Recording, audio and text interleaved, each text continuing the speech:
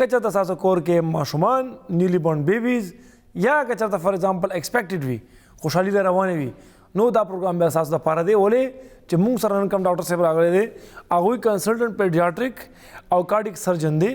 ډاکټر طارق سهیل بابر صاحب د رحمان میډیکل انسټیټیوټ نه موږ سره تشریف راوړی دی هغوی سره به خیري موږ خبرې ترې کوو ډاکټر صاحب ډېره مهرباني شکریه تاسو راغلی تاسو ډېره شکریه اجازه صاحب ډېره مهرباني تھینک یو سو مچ تاسو موږ وخت راکړو ډاکټر صاحب دنه نو ویورز که تاسو چرته سوال وي نو 25845544 25 ته سلور 5 سلور دنه نو 03 یو 3 ته 9955 دا دنه علاوه که تاسو چرته ډاکټر صاحب خبرې پوره واورېدلې او هغې نه پس تاسو د ډاکټر صاحب اپوینټمنټ اخیستل غواړئ نو په سکرین باندې به د رحمان میډیکل انسټیټیوټ د اپوینټمنټ نمبر چې کوم دی هغه راځي هغه تاسو په هغې کې ډاکټر بابر صاحب نمبر اپوینټمنټ تاسو بیا اخیستی شي ډاکټر صاحب پهله به موږ راشو چې د زړه بیماریانې چې کومې وي پیدایشي طور باندې کمې وي او یا که موږ دا وایو چې دا په دې ماشومانو کې ولې راځي لږ سټارټ بیسک موږ د دې نه والو بیا به نور خبرو ته ورځو تاسو ډیره شکریه اول خو تاسو ډیره مننه چې دلته زه راغم او زه شیر کولی شم خپل نالج خپل کتونکو سره ډیره شکریه یو خو ټول نه اول چې مونږ ماشومانو د زړونو بیماریانې دلته ډیر زیات کامن دي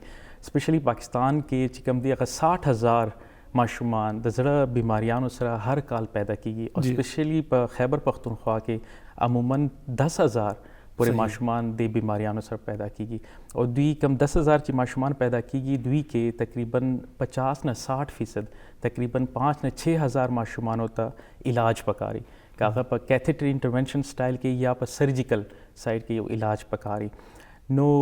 اوس دا سیز چې یو خدا دلته پاکستان کې کافی زیات کامن دی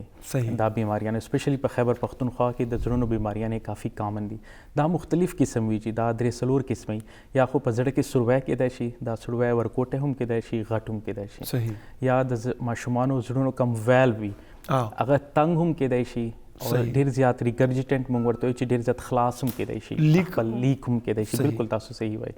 بل د ماشومانو زړونو سایز هم غټېدای شي مطلب خپل نارمل سایز نه زیاتېدای شي د ماشومانو زړونو سروي له وجې هغو پھیپړو کې وینو پریشر هم تیزېدای شي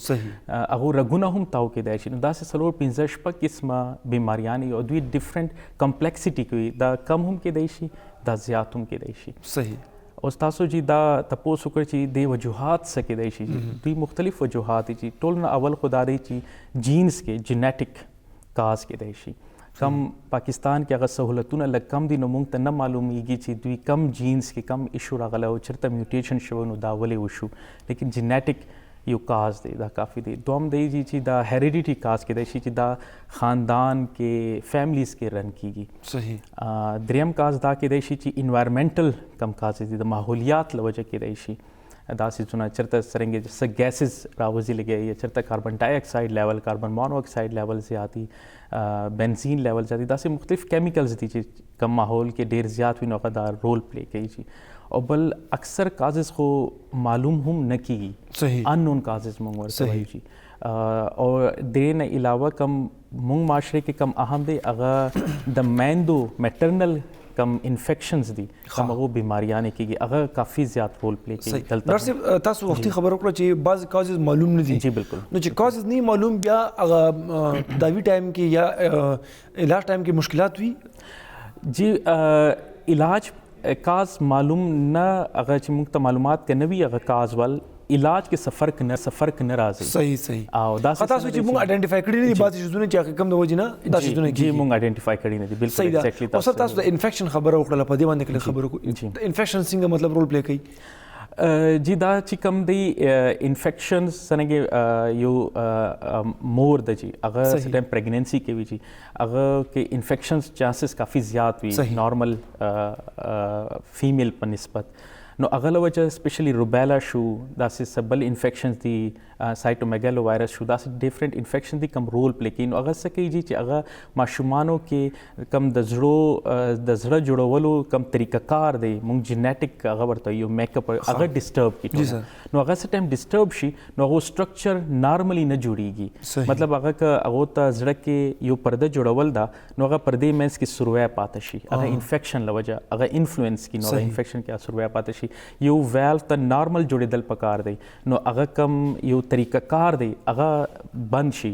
روکاو شي یا ډیفرنٹ طریقې سره جوړېدل شروع شي نو هغه والو غلط ځای کې جوړېدای شي والو تاو کېدای شي والو بندېدای شي والو لیکیج کېدای شي نو داسې مختلف وجوهات راځي دا انفیکشن هغه کې رول پلی کوي کافي صحیح سر حمل یا پریګننسي دوران کې کوم داسې احتیاطي تدابیر دي چې هغه یو زنانه او کې به دا غرنګي مسلې جوړې نشي یو انفیکشن تاسو پوینټ اوټ کړو سر مزید څه د شانتي احتیاطي تدابیر دي ټولو نه اهم خبره جی یو مور د پاره چې سټه هغه حامله وي هغه پریګننسي کې وي جی ټول نه ضروري خبره دا ده چې هغه د ریګولر وزټ کوي خپل ډاکټر د پاره صحیح هغه ته موږ انټي نیټل وزټس وایو هغه باندې دی ریګولرلی زی چیک اپ دی کوي هغه الټراساوند کیږي الټراساوند کوم دی ډیورینګ بیفور برث یو ماشوم پیدا کېدا نه اول الټراساوند کافي زیات رول پلی کوي هغه سره موږ ته پته ولګيږي چې ماشوم څرنګه روان دی کله کله موږ هغه پریونټ هم نشو کولای الټراساوند کې راشي لیکن اټ لیست موږ ته پته ولګيږي او د زړونو بیماریانو یو ټول نه اهم خبره دا هم ده چې هغه څومره زر پته ولګيږي هغه عمر زر علاج هم کېدای شي هغه څومره لیټ پته لګيږي هغه علاج هغه عمر هی پیچیده شي مشکل شي او هغه کې فودګي خطر ډیره زیاته شي صحیح نو داسې سيزونه مطلب انټي نیټل چیک اپ ډیر زیات خیال ساتل پکار دی سه هم داسې ډرګز میډیسن انټي بایوټیک نه دی یوز کول پکار ډاکټر مشورې نه بغیر سټه مګه پریګننسي کې نو دا کافي زیات ضروری سيزونه دي او نیوټریشن خیال ساتل صحیح زبردست دا اثر دی نه دا نیوټریشن طرف ته مونږ راځو سر دا پښړه باندې څنګه اثر ورسي لکه بعضي زنانوي هغه کور کې مشران خرید دا مخور دا فلان کې مخور ډینګلې مخور نو هغه چې کوم دی هغه خپل یو نیوټریشن چارت جوړ کړی دی کوم چې زما په خیال هغه ټیک نه وي نو کوم داسې خوراکونه یا کوم پر دا وایي چې خوراک څومره اثر دی په دې باندې او کوم خوراکونه به خوي بیا ماشوم دا زړه د پاره جی تاسو کافي ښه دا ټاپک ریز کې نیوټریشن یو حامله مور د پاره پریګننٹ فیمیل د پاره کافي زیات ضروری ده صحیح او ټول نه اهم خبره دا ده چې هغه د بیلنس ډایټ کوم مونږ ته وایي چې هر سیزونه یو صحیح مقدار کې خلی سپیسیفیکلی فروټس وغیرہ ویجیټیبل سبزیاں پھل دا سیزونه کافي زیات ضروری دي چې هغه یو صحیح مقدار کې دالیں دي خلی او غوړ سیزونو نه غوښونه دا بیف نه مټن نه دینه د څومره پرهیز کول شي هغه خبره ده دوی سیزونه سکی چې دوی ډایرکټ بیا خ وایټامینز ورکوي هغه وایټامینز یو رول پلی کوي چې کم یو ماشوم کم پیدا کیږي لګیا دی هغه خپل طریقه کار مطابق نارمل طریقې سره دی پیدا کیږي کاغو کې هغه وایټامین کمی راځي فولیک اسید کمی راځي دا سیزونو کمی راځي او مور چې کم دا پراپر بیلنس ډایټ نه خلی لګیا دا نو هغه کې دا پیچیدګیانو خطر زیاتیږي صحیح جی لیکن دوی سره ډایرکټ ریلیشنشپ نشته لیکن یو ماشوم زړه کې ټوله ارګنز نارمل طریقې سره پیدا کولو د لپاره پراپر وایټامینز اینڈ نیوټریشن ضروری دی صحیح سر داسې سپیسیفیک خوراک نه دا نه بالکل پرهیز پکار دی یا داسې خو داسې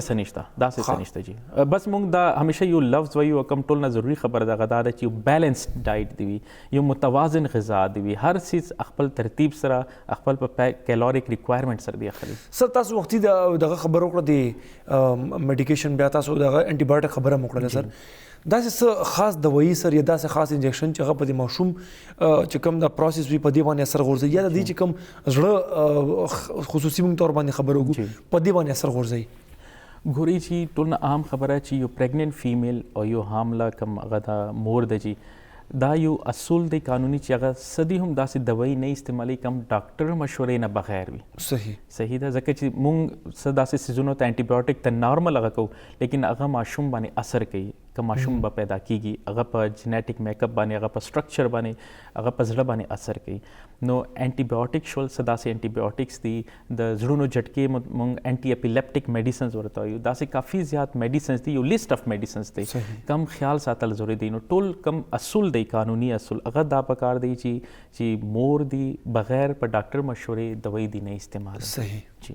ٹھیک شو دا یو ډیر زیاته ضروری خبر دی ورزه چې ډاکټر نه بغیر ډاکټر د مشورې نه بغیر دوايي استعمالول دا انتهایی زیاته مضر دي او بیا هغه ماشوم د پاره چې کوم ماشوم ان پروسس کې دی چې هغه دغه په ځړ باندې دغه په صحت باندې ډیر زیات خراب اثر ورځي سر که موږ د فیملی بیک گراوند خبرو کو چې په خاندان کې چاته د ځړ ایشو دا نو آیا دا ځړ ایشو تاسو وخت جینیټیک څخه خبرو کړه سر دا آیا منتقل کېدی شي ماغه مطلب نیولی بورن بیبي ته ګوري جی کم زمون کتابونو کې او سټیټسټیکلی کم ډیفرنٹ ټرایل شوی دي کم ډیفرنٹ سټډي شوی دي په دنیا کې هغه کې دا پته لګېدلې ده چې سټم یو فیملی کې د ماشومانو زړونو بیماری هغه کې تقریبا 3% چانس وي چې بل ماشوم ته هم کېدای شي په هغه فیملی کې. نو فیملی هیسټري یو رول پلی کوي، دومره زیات نه، مطلب داسې نه دی چې یو ماشوم ته کېږي نو بل ته به هم لازمن کېږي، داسې نه کېږي. لیکن معمولی حد پورې تاسو دا ویلی شي چې 3% پورې 3% پورې رسک شته. نو مونږ دې لپاره کافي زیات خیال ساتو چې یو ماشوم مونږ ته راشي د زړه بیماری سره راشي نو مونږ لازمن هغه فیملی چیک کوو چې هغه په فیملی کې چا بل چاته خو نشته. مطلب ما ته ماشوم راغلی او نن هم راغلی نو هغه دواړه ماشومانو لوړو کې هغو کې زړه بیماری وه نو دا کامن کېدای شي مطلب او هغه دواړو ته داسې و چې هغو ته اپریشن یې پکار و. نو مونږ بیا هغه پراپرلی پلان کوو چې څرنګه یې کولی، څومره پیچیدګي ده، څومره کمپلیکیشن کېدای شي، هغه څیزونه مونږ بیا فیملی کونسل کوو. نو فیملی هسټري مونږ لازمه اخلو او څرنګه ما تاسو ته چې ډېر زیات چانس خو نه دی لیکن 3% چانس شته په فیملی کې دا رن کېږي. صحیح. څه دا شانتې ماشومان چې هغه پیدا شوي هغې بالکل وال بند وي؟ بالکل داسې کېږي. یس هغه څه ټایم ویل بند شي نو ګوري زړه کې څلور خانې وي، څه ټایم څلور ویلونه یې کم اهم ویل دي هغه څلور دي. نو کم سایډ هم ویل بند شي نو هغه سایډ وال زړه کم حصه ده هغه نیمګړی پاته شي، هغه نه زیاتېږي. او دا څیزونه مونږ په معاشرې کې مونږ په خیبر پښتونخوا کې کافي زیات کامن دي. نو هغه نیمګړي زړه سره هم ماشومان راځي، بیا هغو دپاره مونږ ډفرنٹ کمپلیکس پروسیجرز کوو، هغه 2-3 حصو کې پروسیجر کوو چې هغه کم نیمګړي زړه کې کم وینو رګونه کولاویږي لګي دي هغه بیا مونږ بل ځای ته منتقل کوو. انجیوپلاسټي خو به نه کېږي سر ماشومانو ته سټنټس وغیره پاس کول؟ سټنټ هم پاس کېږي چې کارډیالوجسټ داسې شته، هغه د زړونو څرنګه د لوی کسانو زړونو رګ کې سټنټ پاس کېږي هغه شانتي نه پاس کېږي، لیکن چا رګ تنګ دی چاته څه بل هغه دی. ایون داسې هم نن سبا خو زمونږ پیډس کارډیالوجي هم کافي زیات ایډوانس شوي ده. نو هغه کې دا کېږي چې مونږ کم د زړونو سروي هم دي، کم ورکوټې دي، مطلب 10%، 20% یا 25% پورې دي. نو هغه کې بیا ډیوایس سره هم سټنټ ذریعه انجیوګرافي ذریعه هغه بند شي نو هغو ته اپریشن ضرورت نه وي. لیکن دا مونږ کمباین یو ډیسیژن اخلو. زمونږ په آر ایم آی کې مطلب زه پیډس کارډیک سرجن یم، داسې مونږ سره پیډس کارډیالوجسټ وي، زمونږ سره آی سی یو ټیم وي. نو مونږ کمباین کینو یو ماشوم ډسکس کوو او بیا هغه کې دا فیصله کوو چې دته سرجری پکار ده، دته سټنټ پکار دی یا دته اونلی میډیسنز پکار دي. صحیح. جی ډاکټر صاحب دې علاوه کومه دا وایو چې د حمل په دوران کې الټراساوند شو یا مثال کې تور باندې ټیسټونه وغیره دا غینه د زړه اندازه لګول کېدی شي کنه شي لګول کېدی چې دا ماشوم زړه اوس د ټایم کې صحتمند دی کنه. خو موږ سره کالر دی، کالر نه پس به دا سوال طرف ته ځو. السلام علیکم. السلام علیکم. السلام علیکم جی. وعلیکم السلام جی میڈم څوک د کوم ځای نه؟ جی زه نایله خبرې کوم 400 نه. ښه جی نایله میډم څنګه تاسو ښه خیر خیریت دی؟ او جی هم تاسو ښه. جی ما تاسو پروګرام کې مخکې هم کال کړو، زه یو ډاکټر تاسو راوستو، ما ته خو نیم نه دی یاد، خو هغه زما په ګس لاس باندې درد او تاسو ته ما ویلي مو په سینه مې مسر درد راځي سایډ ته. نو بیا تاسو یې دغه کې ایکو کې ډاکټر صاحب او ای سی جی کې نو ما وکړه زما کلیر دي. نو ما اوس ډاکټر سره دا چې مشوره کوله چې ما زما ای سی جی کلیر ده، زما ایکو کلیر ده او الله درد مې له خوشو زلته هارت ډاکټر دی هغه له لاړم. نو ما ته دوايانې ولیکلې، ما ته رپټو ټیبلټس ولیکل، ارسي راتو لیکل، بي پی ګولې راتو، حالانکه زما بي پی ډیر نه هاي کې چې یو ځل نیم هاي شي زما بي پی کمیږي.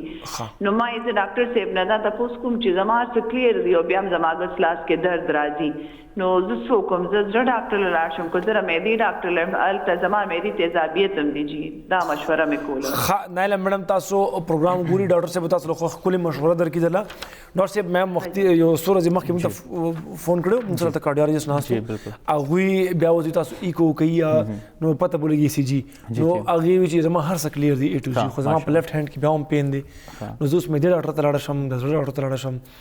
ګورئ جی کم لیفټ آرم باندې پین دی هغه دا دوی صحیح ویل کېږي چې څه ټایم عمر زیات شي، کم از کم 40 سال نه عمر که زیات وي نو هغه عموما د زړونو بیماري نشاندهي هم کوي. هغه سره معدې وال مسله هم داسې کېدای شي، مسل وال مسله هم کېدای شي، د هډوکو د سایډ والا مسله هم کېدای شي، د رګونو مسله هم کېدای شي. مطلب ضروري نه دي چې زړه مسله د رګونو مسله. نو دا ټوله څیزونه 1 by 1 ایکسکلوډ کول کافي زیات اهم دي. که دوی ای سی جی وکړه او چیسټ ایکس رے وکړه، که دا څیزونه کلیر دي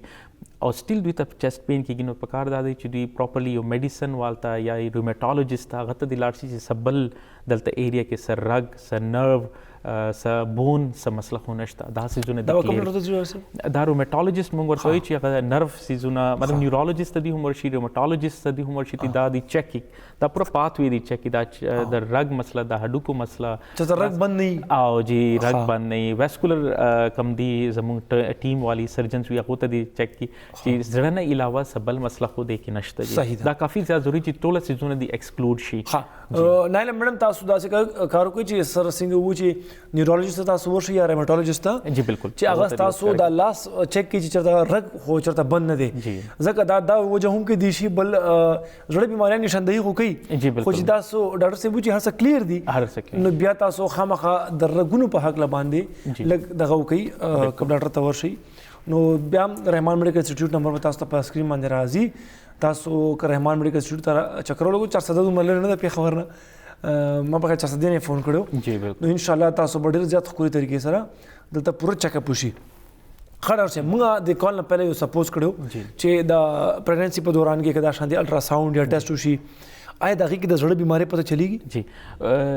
الټرا ساوند کې مونږ ته ابتدایي طور باندې صدا سے نشاندهي کېدای شي چې واقعي د ماشوم کې زړه بیماری روانه ده نو څه ټایم ډاکټر ته کوم ریډیالوجیست چې کوم الټرا ساوند کې هغه ته څه ټایم دا شک راځي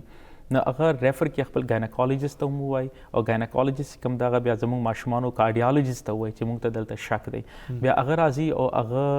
هغه د حامله مور چې کوم دا ایکو کوي او هغه کې به ډیټیل کې مونږ ته پته لګي چې څه مسله شته یا نشته اگین ما تاسو ته دا ول چې مونږ دا ګورو که مسله وي هم صحیح هغه مونږ ودرول نه شو پریونټ نه شو کولای ځکه چې هغه مسله وشوه صحیح هغه باندې سیمپل مونږ فالو اپ بیا ساتو چې هغه ماشوم دی داسې صحیح طریقې سره دی نارمل طریقې سره دی خزي کې دی ډیلیوري کیږي چرته د ماشومانو سرجن کارډیالوجیست موجودګي دی هم وي بیا هغه میډیسنز باندې واچو مونږ ماشومان نو ما سره تاسو ول چې د زړونو بیماری که ماشومانو کې راځي هغه بر وخت علاج کافي زیات ضروري دی مونږ ته داسې ماته هم داسې پیشنټ راځي زمونږ کلینیک کې چې کم لیټ شوی خپل وخت نه علاج څه هم ریزن له وجه غلیټ کېدای شي هغه فاینانشل ریزن له وجه پیسو کمی له وجه یا هغه کې دومره څه اویرنس نه کریټ شوی او هغه داسې ټایم کې مونږ ته راشي چې هغه د زړونو پھیپړو کې پریشر دومره زیات تیز وي چې مونږ بیا هغه اپریشن نشو کولای هغه قابل نه چې مونږ اپریشن وکړو نو مونږ هغه ته انفارچونیټلی مونږ انکار کوو چې مونږ نشو کولای نو دا کافي زیات ضروری دی چې بر وخت علاج داسې ماشومانو کې چې زړونو کې داسې مسلې یا بر وخت علاج کافي ضروری دی. ډاکټر صاحب اوس خو د موږ خټولې خبرې وکړو چې کله یو ماشوم مطلب حمل ټایم کې یا کنه په خبرې وکړو خو یو ماشوم دی پیدا شو موږ ته په ډایرکټ څنګه پته لګیږي چې آیا د دې ماشوم چې کوم دی پزړه کې سم مسله ده مطلب اوس نارمل یو عام انسان خو مشکل ده کو پته لګي نو ډاکټران صاحبان هغه څنګه مطلب ایگزامین کوي چې د ماشوم مسله شته دا کافي اهم سوال دی تاسو ډیره مهرباني تاسو دا وکړئ دا ډیر زیات ضروری کوېسچن دی چې دا هر مور ته پیرنټس ته بلکې والد صاحب ته هم دا معلومات وي چې دا ولې کیږي نو دا علامات څه دي کوم هغه خیال دي ساتي هغه خولې راتل ماشوم ته خپل فیډ کم دی خوراک زیات نه اخیستل مور وال په زیات نه کول یا غو ساه لنډېدل ماشوم کې زر زر تیز ساه اخلي یا د هغه زړه چې کم ټکار دی د کم پالپیټیشن مونږ ورته وایو هغه زیات تیز کوي یا کم ټول نه اهم دی کم زیات پیچیده مسلې ته هغه کې نشاندهي کې هغه دادی چې هغه باندې شینواله راتلل شروع شو ماشوم باندې نو نیلپن راتلل شینواله راتلل دا کافي زیات خطرناک علامات او دا کم سلور 15 علامات راځي فوراً دی دوی رجوع کوي پیډز کارډیالوجیست سره یا سرجن سره چا سره سو کوم نږدې دوی سره دی صحیح نو دا علامات باندې نظر ساتل کافي صحیح دی ډاکټر صاحب علامات خو د ویورز بیا هم کچر تاسو نه دا علامات باندې وتلی نو دا پروګرام چونکه زمونږ بیا اپلوډ کیږي په سوشل میډیا باندې نو هغه کې بیا تاسو کتی شي ډاکټر صاحب یو پیشنټ یو ماشوم دی لټ سه هغه فرضاً 3 کال د 4 کال د 5 کال دی هغه کې اچانک داسې مسله راغله چې دا هغه تکلیفونه ته جوړ شو نو تاسو په خیال باندې د څه ریزن کې دی شي لکه سٹارټ کې پیدایش د ټیک ټاک خو 5 ایئرز کې 6 ایئرز کې دته د ژوند مسلې پیدا شوې آیا دا پوسیبل ده او کنه دا پوسیبل او ان کیس پوسیبل ده نو د مین ریزن څه دي کم تاسو خبره کولې چې دا یو لیټ ټایمینګز کې لګ ډیټیکټ شو هغه ماشوم نو د کې دوه وجوهات کېدای شي یو خدا کېدای شي چې سټم هغه پیدا شوی او هغه بیماری لګ کمزور حالت کې و هغه خپل علامات ظاهر نه کول لګول څنګه ماشوم لوی شو هغه کې تیزی راغله بیماری کې. دوم داسې هم بیماریانې شته د زړونو بیماریانې کم کې چې ماشوم ورکوټي هغه څه اثر نه کوي. څرنګه ماشوم سکول ګوینګ ته ځي، څرنګه خپل لوبې شروع کړي، سپورټس شروع کړي، هغه ټایم هغه خپل اثرات راوړل شروع کړي. پھیپړې هغومره کار نشي کولی، زړه هغومره تیزی سره دړکن خپل نشي برابرولی، نو هغه ټایم هغه علامات مخامخ راتلل شروع شي. نو دا سیز کافی عام دی دا قتل چې دا آیا دا بیماری اول ماشوموالی نه وه او اوس زیاته شوه، کمپلیکس شوه او زیات کمپلیکیټډ شوه، یا داسې ډېر کم بیماریانې دي بهرحال عموما چې کم په 4 ایئر یا په 5th ایئر کې راوځي، داسې کم دي. عموما دا چې هغه بیماری هغه ټایم ورکوټی وه اوس زیاته شوه. څرنګه یو ویل و هغه څه ټایم ماشوم ورکوټی و نو هغه لږ تنګ وه، څرنګه لوی شو هغه تنګ دا زیاتېده نو هغه 5 سال یا 6 سال عمر کې لږ زیات موږ ته obvious شوه. داسې که زړه کې سروی و چې هغه ورکوټی سروی و نو څرنګه ماشوم لوی کېدی، زړه لوی کېدی، نو هغه سروی هم لوی کېدل شروع شو، نو هغه کې علامات ظاهر شول. عموما داسې کامن یو جنرال کوېشن مو کړه ورسره مونږ یو هیلدي ماشوم دی مونږ څنګه د دې د هیلث چیک اپ د پاره یا مطلب فور ایگزامپل سړی ډاکټر ته راولي هاسپټل ته چې د زړه چیک اپ وشي چې دا ټیک دی که ټیک نه دی، یا که ان کیس په کور کې څه علامات تاسو ښودل چې هغه ډېر obvious علامات دي چې خولي ولي یو عام نارمل ماشوم دی او صاحب نو مطلب هغه کې موږ ته فیل کیږي نه خو جسټ فور ا سیک اف چیک اپ نو هغه د پاره سړی بیا سول کی ګوري دوه درې علامات جی کافی زیات ضروری دي قتل. هغه دا دی چې یو ماشوم کا زر ستړی کیږي لګیا دی صحیح، یا هغه کې ریپیټډ چیسټ انفیکشن مونږ ورته چې بار بار هغه سینه خرابېږي لګیا ده. دا داسې سیزونه چې اگین د باندې یو کارډیالوجیست نه چیک اپ ضروري دی. دا زړه بیماری له وجه هم کېدای شي دا دواړه سیزونه. ٹھیک شو ډاکټر صاحب یو تاسو دا چیسټ مسله پکې بیان کړله. دا چیسټ مسله بعضې خلک وایي چې ماشوم ته سابندي ده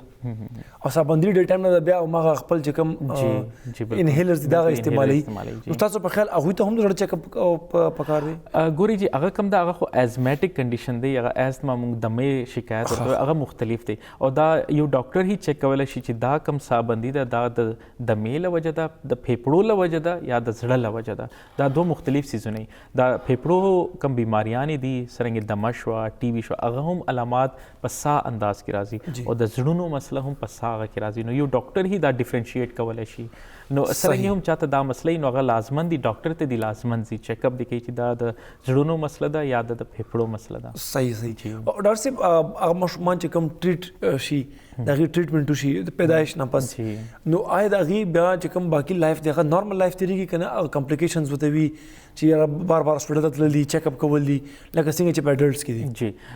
تاسو دا کافي ښه کوېسچن وکړی. اګین زه دا وایم چې دا ډیپینډ کوي څومره کمپلیکس دی ډیزیز، یو بیماری څومره زیات پیچیده وي، څومره کمپلیکسیټیز هغه کې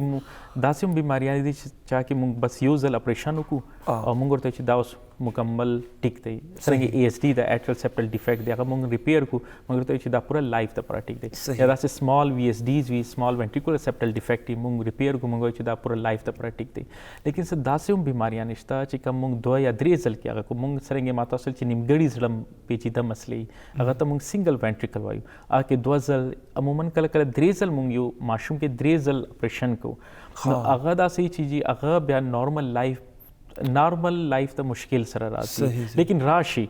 مطلب داسې نه دی چې راځي نه. دغه لپاره خو دې لپاره موږ چې سرجریز کوو چې هغه یو نارمل یا تقریبا نارمل لایف دی تیری او ښه لایف دی تیری، ځکه چې ټوله ماشومان چې ډیزرو کوي چې هغه یو هغه اکسس هیلث کیر دپاره دی وي او هغه د نارمل لایف تیری. ډاکټر صاحب پیرنټس ته دې ټایم کې تاسو ته مشوره ورکوئ ما وختي په سٹارټ کې ما چې خوشحالي به رواني بعضې کورونو کې مطلب ماشومان به راځي نو هر یو د مور پردا خواهش چې زموږ کور کې ماشومان وي هیلدي وي تکړه وي څه مشوره به ورکوي تاسو چې یو هیلدي ماشوم دپاره پیرنټس څه کول پکار دي؟ ټولو نه تاسو ډېره مهرباني جي شکریه. یو خو زه دا میسج ورکول غواړم چې هر ماشوم ته حق دی، هغه ته رایټ دی چې هغه یو خپل بیسک هیلث هغه ول دې صحیح وي. نو دا ایز ا پیرنټس موږ ریسپانسبلیټي هم راځي چې څرنګه ما تاسو علامات ویل چې کم علامات کم زړونو سره ریلیټډ دي هغه څرنګه تاسو ظاهریږي تاسو ناوخته مه کوئ، لیټ مه کوئ او فوراً خپل ډاکټر ته ځئ او هغه ته ښکاره کوئ، ځکه چې داسې بیماریانې شته ماشومانو کې چې هغو که بر وخت علاج کېږي د زړونو بیماریانې هغو بالکل نارمل لایف ماشومانو باندې بل ماشومانو په شان تېروي او نارمل سکول نارمل سپورټس ایکټیویټیز کوي. نو کافي زیات ضروري دی چې یو بر وخت علاج ضروري دی. صحیح ډاکټر صاحب ثانک یو سو مچ ډېره مهرباني تاسو موږ له وخت راکړو بیا عیاش کې دا لږ ټف هم شي خبرې کول ځکه تاسو کلینیک کې هم